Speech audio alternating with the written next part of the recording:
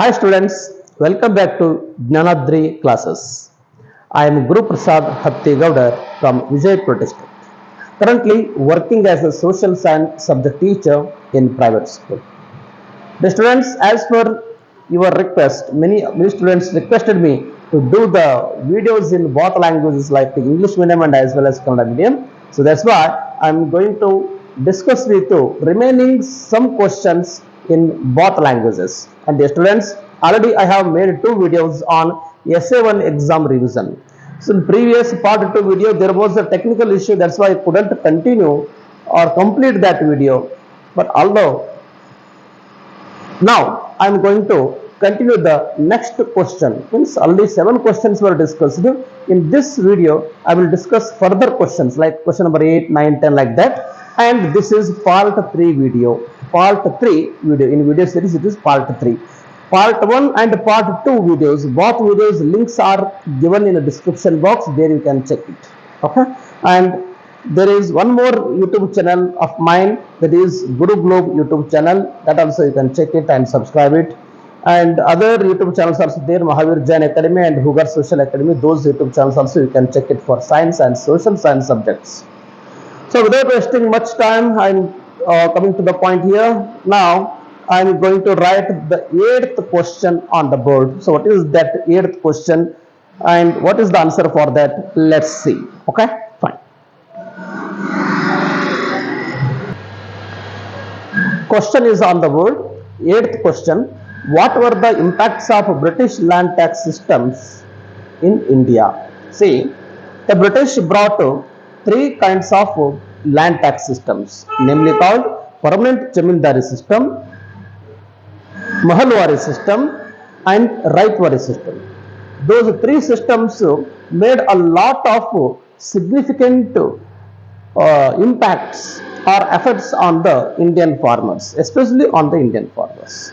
Okay, so what were those impacts that you learn here? And remember, students, in previous board exams, more than 10 times this question asked in exam.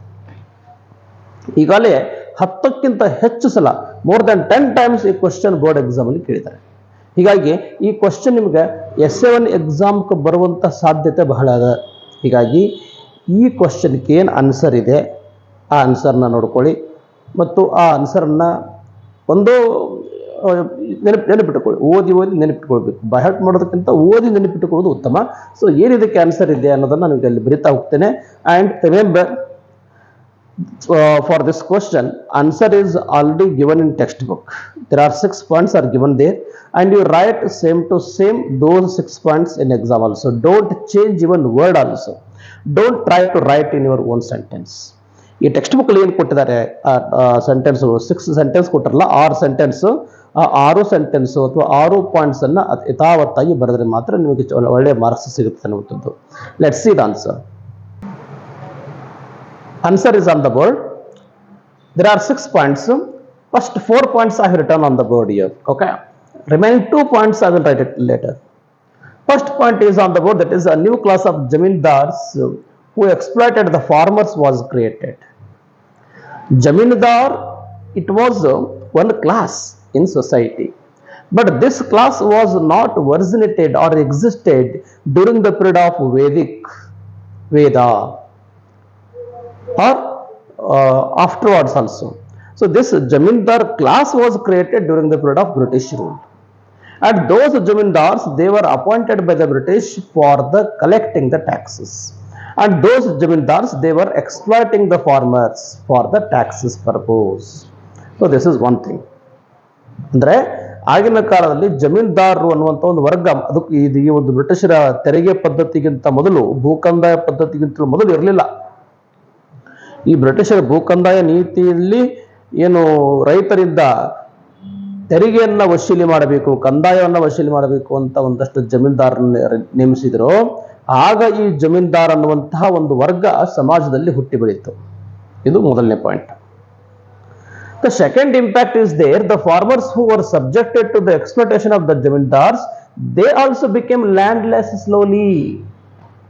Here jamindars were there. they also became landless because so many zamindars they couldn't able to collect the taxes from the farmers due to drought or flood.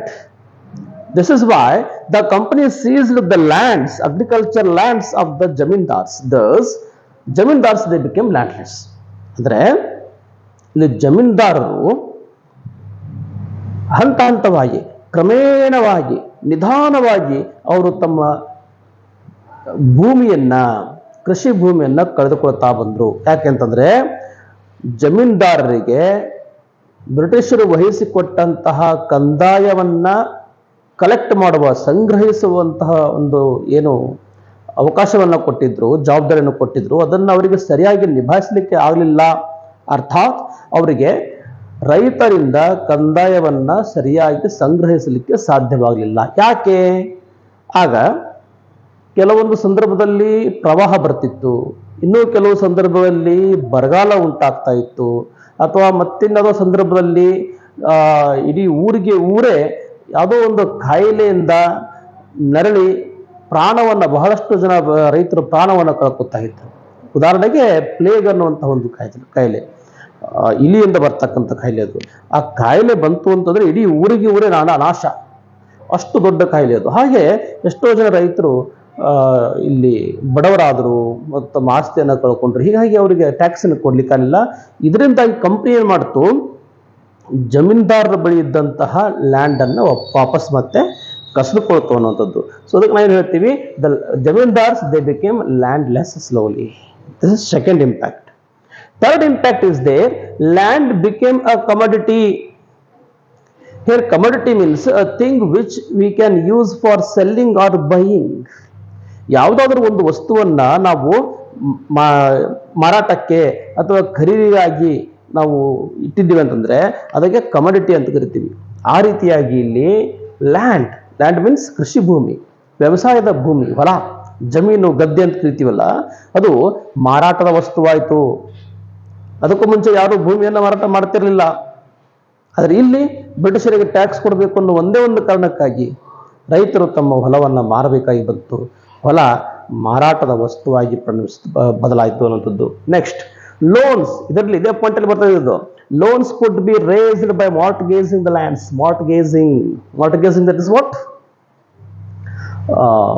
ಒತ್ತೆ ಇಡೋದು, ಅಡ ಇಡೋದು. ಹೊಲದ ಕಾಗದ ಪತ್ರವನ್ನು ಒತ್ತೆ ಇಟ್ಟುಕಿಸಿದಲ್ಲಿ ಸಾಲವನ್ನೇ ತೆಗೆದುಕೊಂಡು ಬರ್ತಕ್ಕಂಥದ್ದು.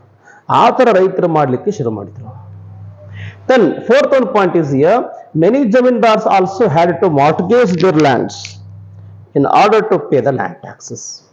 Even zamindars also they had given their agricultural land as for the mortgage. ಎಷ್ಟೋ ಜನ ಜಮೀನ್ದಾರರು ತಮ್ಮ ಹೊಲವನ್ನ, ಕೃಷಿ ಭೂಮಿಯನ್ನ ಒತ್ತೆ ಇಟ್ಟು ಸಾಲ ತೆಗೆದು ಅದರಿಂದ ಕಂಪನಿಗೆ ಕಟ್ಟಿದಂತಹ ಉದಾಹರಣೆಗಳು ಇದ್ದು ಹಂಗೋಗಿದ್ದಾವೆ. Then what is fifth point? Let's see. Fifth point is on the board. The agriculture sector became commercialized. Here commercialized means if the farmers start to grow the crops for the purpose of getting the profit only, hence if they sell the crops in market and earn a huge profit, then we call it is commercial crops. But before British, there was very less commercial crops or commercial minded agriculture sector farmers were in India. But yet the British forced the Indian farmers to grow the raw materials for their industries like cotton, rubber, tobacco,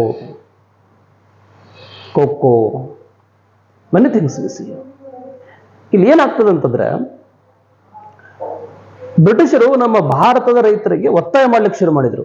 ಇಲ್ಲ, ನೀವು ಬೆಳೆದ್ರೆ cotton ಬೆಳಿಬೇಕು, ಹತ್ತಿಯನ್ನು ಬೆಳಿಬೇಕು, ಇಲ್ಲ ತಂಬಾಕು ಬೆಳಿಬೇಕು, ಕಬ್ಬು ಬೆಳಿಬೇಕು, ಈ ತರ ಒತ್ತಾಯ ಮಾಡ್ಲಿಕ್ಕೆ ಶುರು ಮಾಡಿದ್ರು. ಯಾಕೆ ಅಂತಂದ್ರೆ, ಹಾಗೆ ಬೆಳೆದಂತಹ ಒಂದು ಏನು ಕಮರ್ಷಿಯಲ್ ಕ್ರಾಪ್ಸ್, ಅದಕ್ಕೆ ಏನಂತ ಕರಿತೀವಿ ನಾವು, ಆರ್ಥಿಕ ಬೆಳೆಗಳು.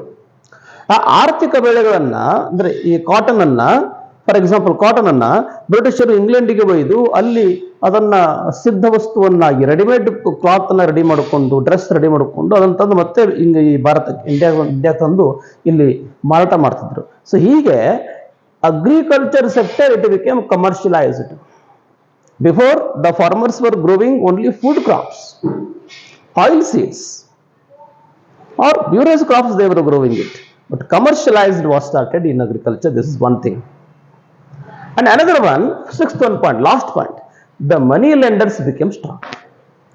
The money lenders means the people or a person who gives loan to others for the purpose of profit in the name of interest. ಬಡ್ಡಿಯ ಸಲುವಾಗಿ ಲಾಭಕ್ಕಾಗಿ ಒಬ್ಬ ವ್ಯಕ್ತಿ ಇನ್ನೊಬ್ಬ ವ್ಯಕ್ತಿಗೆ ಏನಾದರೂ ಹಣವನ್ನು ಸಾಲವಾಗಿ ಕೊಡ್ತಿದ್ದ ಅಂತಂದ್ರೆ ಅವನಿಗೆ ನಾವು ಮನಿ ಲೆಂಡರ್ ಅಂತ ಕರಿತೀವಿ.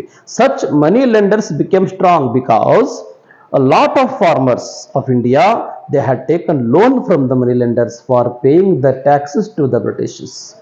ಪ್ರತಿ ವರ್ಷ ಬ್ರಿಟಿಷರಿಗೆ ಕಪ್ಪ ಕಾಣಿಕೆಗಳನ್ನು ಕೊಡಬೇಕಾಗಿತ್ತಲ್ಲ, ಕಂದಾಯವನ್ನು ಸಲ್ಲಿಸಬೇಕಾಗಿತ್ತಲ್ಲ, ಆ ದುಡ್ಡು ಇಲ್ಲದಿರೋದಕ್ಕಾಗಿ ನಮ್ಮ ಇಂಡಿಯನ್ ಫಾರ್ಮರ್ಸ್, ಭಾರತದ ರೈತರು ಈ ಬ್ರಿಟಿಷರಿಗೆ ದುಡ್ಡು ಕೊಡ್ಲಿಕ್ಕೆ ಅಂತಂದು ಸಾಲವನ್ನು ಮಾಡಿಕೊಂಡ್ರು. ಹಾಗೆ ಸಾಲ ಕೊಟ್ಟವರು ಶ್ರೀಮಂತರಾದರು, ಸಾಲ ತೆಗೆದುಕೊಂಡವರು ಬಡವರಾದರು ಅಂತ ನೋಡ್ತಾ ಇದ್ದೀವಿ. So this is the answer for 8th question, that is what were the impacts of British land tax system. So more than 10 times this question was asked in exam. ಹಿಂಗಾಗಿ ಬಹಳ ಏನು ಹುಷಾರಿಯಿಂದ ಇದನ್ನು ಓದಿಕೊಳ್ಬೇಕು ಅನ್ನೋದು. Then what is the 9th question? Let's see. That is also will be on the board. 9th question is on the board. What were the impacts of British education land? Now I have changed it. What were the impacts of British education system in India? See, the British brought their English medium education or new education or Western education to India. Step by step they brought it here. Then what are the impacts of it? ಈ ಬ್ರಿಟಿಷರು ಜಾರಿಗೆ ತಂದಂಥ English ಪದ್ಧತಿಯಿಂದ ಅಥವಾ English ಶಿಕ್ಷಣದಿಂದ ನಮಗೆ ಏನೆಲ್ಲ ಉಪಯೋಗ ಆಯಿತು ಅಥವಾ ಅನಾನುಕೂಲ ಆಯಿತು ಅನ್ನೋದನ್ನ ನೋಡ್ತಾ ಹೋಗ್ತೀವಿ. Okay, and remember this question it was asked minimum 20 times in board exam. ಒಂದ್ಸಲಲ್ಲ, 2 ಸಲಲ್ಲ, 20ಕ್ಕಿಂತ ಹೆಚ್ಚು ಬಾರಿ ಈ ಕ್ವಶನ್ ಅನ್ನು ಬೋರ್ಡ್ ಎಕ್ಸಾಮ್ ಅಲ್ಲಿ ಕೇಳಿದ್ದಾರೆ. ಹೀಗಾಗಿ ಈ ಕ್ವಶನ್ನು ನಿಮ್ಮ SA1 ಎಕ್ಸಾಮ್ಗೆ ಬರುವಂಥ ಸಾಧ್ಯತೆ ಬಹಳ ಇದೆ. ನೀವು ಇದನ್ನು ಬಹಳ ಜಾಗ್ರತೆಯಿಂದ ಮನಸ್ಸು ಕೊಟ್ಟು ಇದನ್ನು ಓದ್ಕೊಳ್ಬೇಕು, ನೆನಪಿಟ್ಕೊಳ್ಬೇಕು. ಮತ್ತು ಈ ಕ್ವಶನನ್ನು ಬಹಳಷ್ಟು ಸಲ ಕೇಳಿದ್ದು 4 ಮಾರ್ಕ್ಸ್ ಸಲುವಾಗಿ, ಅಂದರೆ 4 ಮಾರ್ಕ್ಸ್ಗೆ ಈ ಕ್ವಶನ್ ಕೇಳಿರ್ತಕ್ಕಂಥದ್ದು. 7 ಪಾಯಿಂಟ್ಸ್ ಇದಾವೆ ಟೆಕ್ಸ್ಟ್ ಬುಕ್ಕಲ್ಲಿ, ಅದು ಹೇಗಿದೆಯೋ ಹಾಗೆ ಬರೀಬೇಕು. ನಾನು ಕೂಡ ಅದೇ ರೀತಿಯಾಗಿ ಬರಿತಾ ಹೋಗಿದ್ದೇನೆ. Okay, let's see what is the answer. The Indians could develop modernity, secularism, democratic attitudes, and nationality. Before the British period, before the British education, our Indians didn't open themselves to modernity.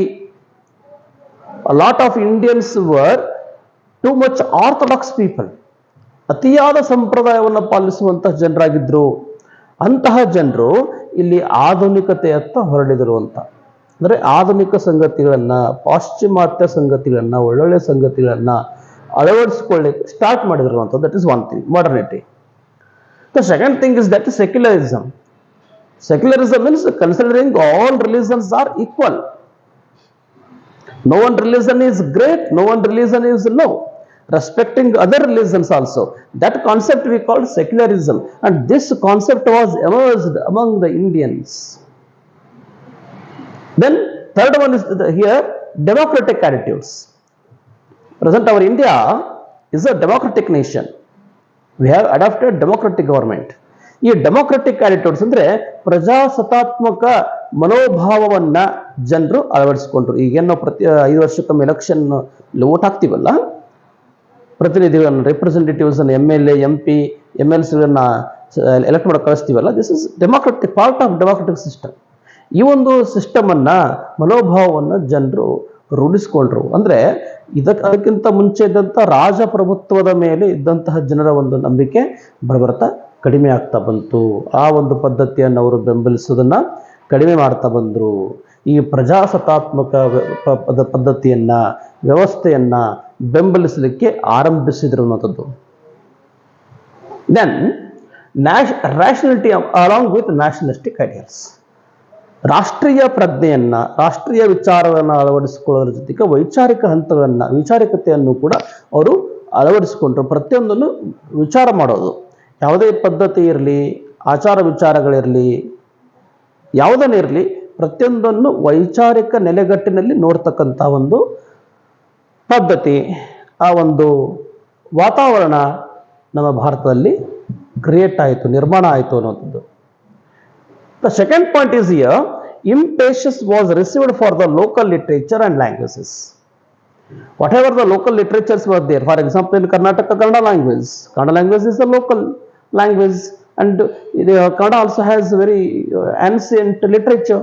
Like that, all states' languages and their literature improved, modernized.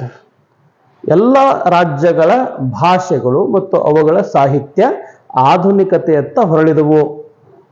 ಇದು ಏನಪ್ಪಾ ಅಂತಂದ್ರೆ, this facilitated unity in thinking process among the educated class. By this all educated people they thought that we are all one, we are all have same attitudes, same thoughts, culture. So ಪರಸ್ಪರ ಸಾಹಿತ್ಯ ಏನಾಯ್ತಪ್ಪ ಅಂದ್ರೆ ಇಲ್ಲಿ ವಿನಿಮಯ ಆಗ್ತಾ ಬಂತು ಅನ್ನೋದು ನೋಡ್ತಾ ಹೋಗ್ತೀವಿ. ಫಾರ್ ಎಕ್ಸಾಂಪಲ್ ಮರಾಠಿ ಸಾಹಿತ್ಯದಲ್ಲಿ ಅಭಂಗಗಳು ಅಂತ ಬರ್ತವೆ. ಆ ಅಭಂಗಗಳನ್ನು ನಮ್ಮ ಕನ್ನಡಿಗರು ಅದನ್ನು ಓದಿ ಅರ್ಥ ಮಾಡ್ಕೊಳ್ಳಿಕ್ಕೆ ಪ್ರಯತ್ನಿಸಿದರು.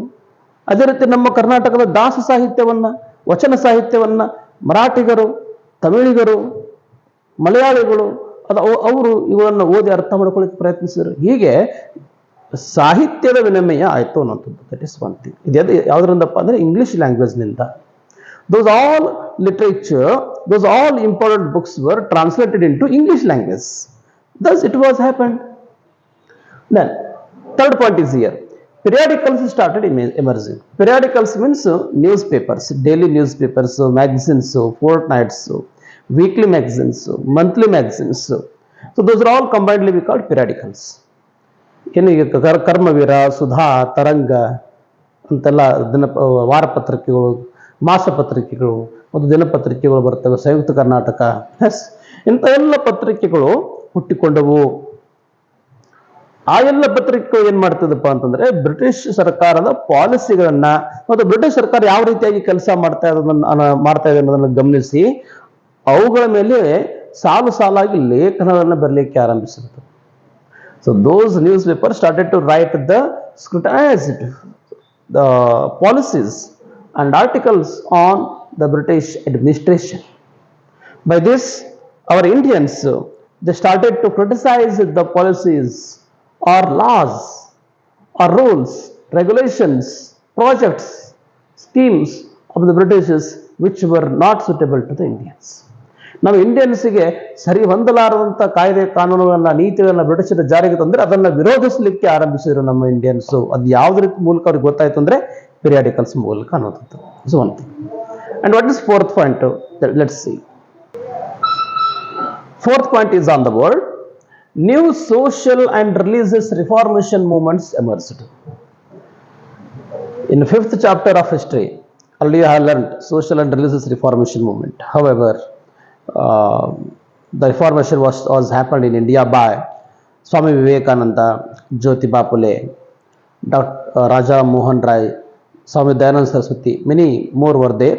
So they started the religious reformation movement in India with the help of English education. That is one thing. And fifth one point is here, the thoughts of thinkers like J.S. Mill, Rousseau and Montesquieu brought a fresh thinking in the minds of the educated youth of India. So here, J.S. Mill, Rousseau, Montesquieu, they're all Western thinkers, Western writers, and their books were read by Indians. And our Indians were deeply influenced by their thoughts like equality, brotherhood, freedom, democracy, secularism. Many thoughts were deeply influenced on Indians. ಈ J.S. Mill, Rousseau, Montesquieu ಬರೆದಂತ ಹಲವಾರು ಪುಸ್ತಕಗಳನ್ನು ನಮ್ಮ Indians ಓದಿಬಿಟ್ರು. ಯಾಕಂದ್ರೆ ಅವೆಲ್ಲ ಪುಸ್ತಕಗಳನ್ನ ಇಂಗ್ಲಿಷ್ಗೆ ತರ್ಜುಮೆ ಮಾಡಿಬಿಟ್ಟಿದ್ರು. ಹೌದಾ? So translation ಮಾಡಿದಂಥ ಪುಸ್ತಕಗಳನ್ನು ನಮ್ಮ ಇಂಡಿಯನ್ಸ್ ಓದ್ಕೊಂಡ್ರು.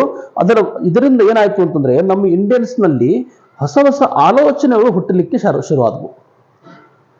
ಎಲ್ಲ ಹೇಳಿದಾಗೆ ಏನು ಪ್ರಜಾಪ್ರಭುತ್ವವಾದ ಅಂತಕ್ಕಂಥದ್ದು, ಸ್ವಾತಂತ್ರ್ಯ, ಸಮಾನತೆ, ಭ್ರಾತೃತ್ವ, ಇಂಥ ಹಲವಾರು ವಿಚಾರಗಳು ನಮ್ಮ ಇಂಡಿಯನ್ಸ್ ಮೈಂಡಲ್ಲಿ ಮೂಡಲಿಕ್ಕೆ ಶುರುವಾದವು. ವೈಚಾರಿಕ ಪ್ರಜ್ಞೆ ಜಾಗೃತವಾಯಿತು, ವೈಜ್ಞಾನಿಕ ದೃಷ್ಟಿಕೋನ ಬೆಳೀತು, ಪ್ರತಿಯೊಂದನ್ನು ಪ್ರಶ್ನಿಸಿ ಒಪ್ಪಿಕೊಳ್ಳುವಂತಹ ಒಂದು ಜಾಯಮಾನ ಭಾರತೀಯರಲ್ಲಿ ಅದು ಮೂಡಿ ಬರ್ತಾ ಹೋಯಿತು ಅನ್ನೋದು. ಸೊ ಇವೆಲ್ಲ ಯಾವುದರಿಂದ ಆಗಿದ್ದು ಅಂತಂದ್ರೆ ವೆಸ್ಟರ್ನ್ ಥಿಂಕರ್ಸ್ನಿಂದ ಆಗಿರತಕ್ಕಂಥದ್ದು ಅಂತ ಅನ್ನುವಂಥ ಒಂದು ಪಾಯಿಂಟ್ ನೋಡ್ತಾ ಇದ್ದೀವಿ. Another one, sixth point is here, the freedom struggles that were taking place across the globe influenced Indians also. The freedom struggles were taken place across the globe, like French Revolution, Russian Revolution, American Revolution, Germany unification, Italy unification. Yes, those all unifications already have learnt in 9th class. 9ನೇ class ಓದಿದ್ರೆ ನೆನ್ಪಿಟ್ಕೊಟ್ರೆ Germany ಏಕೀಕರಣ ಅಂತ ಬರ್ತದೆ, Italy ಏಕೀಕರಣ ಅಂತ ಬರ್ತದೆ, Russia ಕ್ರಾಂತಿ, ಫ್ರಾನ್ಸ್ ಕ್ರಾಂತಿ ಅಂತ ಬರ್ತದೆ. ಆ ಎಲ್ಲ ಕ್ರಾಂತಿಗಳು ಯಾವ ರೀತಿಯಾಗಿ ನಡೆದವು, ಅಲ್ಲಿ ಜನರು ಯಾವ ರೀತಿಯಾಗಿ ಪಾತ್ರವನ್ನು ವಹಿಸಿದ್ರು ಅನ್ನೋದನ್ನ ನಮ್ಮ ಭಾರತೀಯರು ಅರ್ಥ ಮಾಡ್ಕೊಂಡ್ರೆ, ಅಂದ್ರೆ ಭಾರತೀಯರಿಗೆ ಗೊತ್ತಾಗ್ಬಿಡುತ್ತೆ, ನಮಗೆ ಗೊತ್ತಾಗ್ಬಿಡುತ್ತೆ, ಓಹೋ ನಾವು ಕೂಡ ಫ್ರಾನ್ಸ್ ಜನರ ಹಾಗೆ ದಂಗೆ ಇದ್ರೆ ನಮಗೆ ಸ್ವಾತಂತ್ರ್ಯ ಸಿಗುತ್ತದೆ, ನಾವು ಕೂಡ ಜರ್ಮನಿಯ ಜನರ ಹಾಗೆ ಒಂದುಗೂಡಿದಾಗ ನಮ್ಮಲ್ಲಿ ಏಕೀಕರಣ ಸಾಧ್ಯ ಆಗ್ತದೆ, ನಮ್ಮಲ್ಲಿ ಯುನಿಟಿ ಬರ್ತದೆ, ಏಕತೆ ಬರ್ತದೆ, ಒಗ್ಗಟ್ಟು ಬರ್ತದೆ ಅನ್ನುವಂಥ ವಿಚಾರವನ್ನು ನಾವು ಅರ್ಥ ಮಾಡ್ಕೊತಾ ಹೋದಿವಿ. That is one thing. Then seventh point is here, Indians could understand and appreciate their rich tradition. ಇದು ಬಹಳ ವಿಷಾದಕರ ಸಂಗತಿ ಅಂತ ಹೇಳಬೇಕು. ಯಾಕಂದ್ರೆ ನಮ್ಮ ಭಾರತದ ಸಂಸ್ಕೃತಿ ಅತ್ಯಂತ ಬಲಿಷ್ಠವಾದಂತಹ ಮತ್ತು ವಿಶ್ವವಿಖ್ಯಾತವಾದಂತಹ ಸಂಸ್ಕೃತಿ ಇದು. ದುರಾದೃಷ್ಟವಶಾತು ನಾವೇ ಇದನ್ನ ಬಹುಪಾಲು ಅದನ್ನು ಮರೆತು ಬಿಟ್ಟಿದ್ವಿ. ಈ ಮಧ್ಯಯುಗೀನ ಭಾರತ ಇತಿಹಾಸದಲ್ಲಿ ಹಲವಾರು ಆಕ್ರಮಣಕಾರರು ನಮ್ಮ ಭಾರತದ ಮೇಲೆ ದಾಳಿ ಮಾಡಿ ಇಲ್ಲಿ ಸಾಮ್ರಾಜ್ಯವನ್ನು ಸ್ಥಾಪನೆ ಮಾಡಿ ನಮ್ಮ ಸಂಸ್ಕೃತಿಯನ್ನ ಹಾಳು ಮಾಡಿ ನಮಗೆ ನಮ್ಮ ಸಂಸ್ಕೃತಿಯ ನೆನಪಿರಲ ಹಾಗೆ ಮಾಡಿಬಿಟ್ರು. ಅಂತಹ ಸಂಸ್ಕೃತಿ, ನಮ್ಮ ಭವ್ಯ ಸಂಸ್ಕೃತಿಯನ್ನ ನೆನಪಿಸಿಕೊಡುವಲ್ಲಿ ಮತ್ತೆ ಅದನ್ನು ಅರ್ಥ ಮಾಡಿಸುವಲ್ಲಿ ಇಂಗ್ಲಿಷ್ ಶಿಕ್ಷಣ ಪದ್ಧತಿ ಬಹಳ ನಮಗೆ ಹೆಲ್ಪ್ ಮಾಡಿದೆ. ಈ ಕಾರಣಕ್ಕಾಗಿ ನಾವು ಬ್ರಿಟಿಷರಿಗೆ ಥ್ಯಾಂಕ್ಸ್ ಹೇಳಬೇಕು ಹಾಗೆ ನೋಡಿದ್ರೆ, ಈ ಒಂದು ಕಾರಣಕ್ಕಾಗಿ. ಸೊ ಏನೇ ಇರಲಿ, so these are 7 points for the question of what are the impacts of British education in India. So ಈ 7 points ಅನ್ನು ನೀವು ಬರೆದ್ರಿ ಅಂತಂದ್ರೆ ನಿಮಗೆ 4 marks ಎಕ್ಸಾಮ್ ಅಲ್ಲಿ ಖಂಡಿತವಾಗಿಯೂ ಸಿಗ್ತದೆ ಅಂತ ಹೇಳ್ತಾ, then what is the 10th question? So that 10th question I will pick it from 4th chapter of history, that is the opposition to British rule in Karnataka and Wadiyars of Mysuru ಅಂತ chapter ಇದೆ. ಆ chapter ನಲ್ಲಿ ಒಂದಷ್ಟು questions ಅನ್ನು ನಾನು ಪಿಕ್ ಮಾಡಿ ನಿಮಗೆ ಹೇಳ್ತಾ ಹೋಗ್ತೇನೆ. ಓಕೆ, ಸ್ವಲ್ಪ ಎಲ್ಲ ಟೆಕ್ನಿಕಲ್ ಇಶ್ಯೂಸ್ ಇರೋದ್ರಿಂದ ಇನ್ಮೇಲೆ ಏನಾದ್ರು ಪೇಪರ್ ಥ್ರೂ ನಿಮಗೆ ಹೇಳಿಕೊಳ್ಳಿಕ್ಕೆ ಸಾಧ್ಯ ಆಗುತ್ತೆ ನೋಡ್ತಾ ಇದ್ದೀನಿ, ಟ್ರೈ ಮಾಡ್ತಾ ಇದ್ದೀನಿ. ಸೊ ಯಾವುದಕ್ಕೂ within short of time you will get part 4 video also. This is part 3 video. Part 4 video also you will get it very soon. So ಅದಕ್ಕಾಗಿ ವೇಟ್ ಮಾಡ್ತಾ ಇರ್ರಿ. ಮತ್ತು ಈ ವಿಡಿಯೋವನ್ನು ಒಂದು ಹಲವಾರು ಬಾರಿ ರಿಪೀಟ್ ನೋಡಿ ಮತ್ತು ಇದರಲ್ಲಿರುವಂಥ ಎಲ್ಲ ಪಾಯಿಂಟ್ಸ್ಗಳನ್ನು ನೀಟಾಗಿ ಬರೆದಿಟ್ಟುಕೊಂಡು ಓದಿ ಪ್ರಾಕ್ಟೀಸ್ ಮಾಡಿರಿ. ಈ ಕ್ವಶನ್ಸ್ ಎಕ್ಸಾಮ್ ಬರುವಂಥ ಸಾಧ್ಯತೆ ಬಹಳ ಅದ ಅಂತ ಹೇಳ್ತಾ, ನೀವೆಲ್ಲರೂ ಎಕ್ಸಾಮಲ್ಲಿ ಒಳ್ಳೆ ಮಾರ್ಕ್ಸ್ ತೆಗೆದುಕೊಳ್ಳುವಂತಾಗಲಿ, ಮತ್ತು ಯಾರು ಪಾಸೇ ಆಗಲ್ಲ ಅಂತ ಅನ್ಕೋತಾ ಕೂತ್ಕೊಂಡ್ರೆ ಅಂಥವ್ರೆಲ್ಲ ಪಾಸ್ ಆಗುವಂತಾಗಲಿ ಅಂತ ಶುಭ ಹಾರೈಸ್ತಾ, ಮತ್ತೊಮ್ಮೆ ಈ ವಿಡಿಯೋನ ನೀವೆಲ್ಲ ನೋಡಿದ್ದಕ್ಕೆ ನಿಮಗೆಲ್ಲ ಧನ್ಯವಾದಗಳನ್ನು ಸಲ್ಲಿಸ್ತಾ, ಅಭಿನಂದನೆಗಳನ್ನು ಸಲ್ಲಿಸ್ತಾ, ಈ ಒಂದು ಯೂಟ್ಯೂಬ್ ಚಾನಲ್ ಜ್ಞಾನಾದ್ರಿ ಯೂಟ್ಯೂಬ್ ಕ್ಲಾಸಸ್ಸನ್ನು ಸಬ್ಸ್ಕ್ರೈಬ್ ಮಾಡ್ಕೊಳ್ಳೋದು ಮರಿಬೇಡಿ. ಲೈಕ್, ಶೇರ್, ಸಬ್ಸ್ಕ್ರೈಬ್ ಏನಿದೆ ಅವೆಲ್ಲ ಲೈಕ್ ಬಟನ್ ಒತ್ತಿ. ಮತ್ತು ಇನ್ನೊಂದು ಗುರು ಗ್ಲೋಬ್ ಯೂಟ್ಯೂಬ್ ಚಾನಲ್ ಅಂತ ಈಗೆಲ್ಲ ಹೇಳಿದೆ, ಅದು ಕೂಡ ನನ್ನ ಯೂಟ್ಯೂಬ್ ಚಾನಲ್, ಅದಕ್ಕೂ ಕೂಡ ತಾವು ಸಬ್ಸ್ಕ್ರೈಬ್ ಆಗಿ ಅಲ್ಲಿ ಕೂಡ SLC ರಿಲೇಟೆಡ್ ಒಂದಷ್ಟು ವೀಡಿಯೋಸ್ಗಳನ್ನು ಮಾಡಿ ಹಾಕಿದ್ದಾರೆ, English medium and as well as pure English medium videos ಕೂಡ ನಿಮಗೆ ಗುರು ಗ್ಲೋಬ್ ಯೂಟ್ಯೂಬ್ ಚಾನಲಲ್ಲಿ ಸಿಗ್ತಾ ಹೋಗ್ತವೆ. Pure English medium, okay, will get only pure English medium videos in Guru globe YouTube channel. And other videos also related history, political and geography videos you will get it in that YouTube channel. Just subscribe that YouTube channel also and subscribe this one also and tell to your friends. Okay, and ಈ ವಿಡಿಯೋನ ಕೂಡ ಈ ಮೊರಾರ್ಜಿ ಸ್ಕೂಲ್ಗಳು, ಕಿತ್ತೂರು ಚೆನ್ನಮ್ಮ ಸ್ಕೂಲ್ಗಳು ಅಂತಹ hostel ಒಳಗೂ ಕೂಡ ಈ ವಿಡಿಯೋಗಳನ್ನು ಮಕ್ಕಳಿಗೆ ತೋರಿಸಿರೋಂಥ ಅವರ ಅಭ್ಯಾಸಕ್ಕೂ ಕೂಡ ಅನುಕೂಲ ಆಗ್ತದೆ ಅಂತ ಹೇಳ್ತಾ ಈ ವಿಡಿಯೋನ ಇಲ್ಲಿಗೆ ಮುಗಿಸ್ತಾ ಇದ್ದೀನಿ. ಮತ್ತು ಇನ್ನೊಂದು ವಿಡಿಯೋದ ಜೊತೆಗೆ ನಿಮ್ಮ ಮುಂದೆ ಬರ್ತೇನೆ. ಇನ್ನೂ ಏನಾದರೂ ಇದರಲ್ಲಿ ಸುಧಾರಣೆಗಳನ್ನು ತರುವಂಥ ಅವಶ್ಯಕತೆ ಇದ್ದರೆ ದಯವಿಟ್ಟು ನನ್ನ ಗಮನಕ್ಕೆ ತೊಗೊಂಬನ್ನಿ. ಅದಕ್ಕಾಗಿ ಕಮೆಂಟ್ ಬಾಕ್ಸ್ ಓಪನ್ ಇರ್ತದೆ, ಅಲ್ಲಿ ತಾವು ಕಮೆಂಟ್ ಮಾಡ್ಬೋದು ಅಂತ ಹೇಳ್ತಾ ಇಲ್ಲಿಗೆ ಈ ಒಂದು ವಿಡಿಯೋ ಮುಗಿಸ್ತಾ ಇದ್ದೀನಿ. ಧನ್ಯವಾದಗಳು.